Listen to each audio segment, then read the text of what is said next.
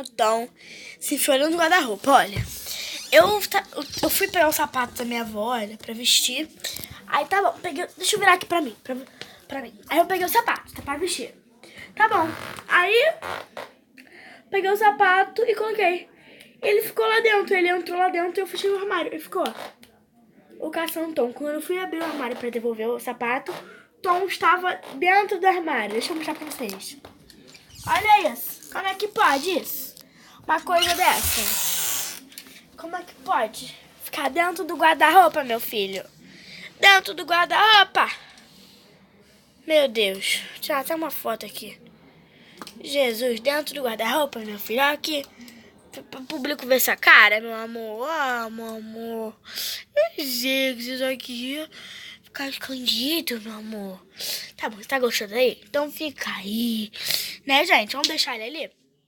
Porque se ele quis ficar ali, é porque ele quer ficar aqui. Né, gente? E é isso. Eu fumei aqui rapidinho aqui. E é isso, gente. Olha. Dormindo aqui. Confortável, né?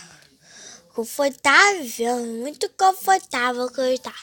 Tá muito confortável. Filho, mostra a cara pro pessoal, ó. Mostra a cara pro pessoal. Gente, essa é minha carinha de levado. Gente, vocês sabem o que ele fez hoje. Deixa eu até... Aqui, ó. Deixa eu gravar aqui.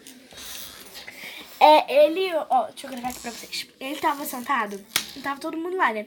Ele pulou pela janela e fugiu. Minha avó teve quase que entrar debaixo do carro pra pegar ele, gente. Verdade. Porque ele não saiu. Ele fugiu mais 5 vezes só hoje. E se deixar, ele foge de novo. Então, melhor deixar ele aqui, ó, deitadinho mesmo, pra ele não fugir mais. E vamos deixar ele dormir, né, gente? Que ele vai ficar muito confortável e é isso. Só queria vir aqui pra dar um salve pra vocês e tchau! Olha, gente, eu tô aqui toda vermelha, olha.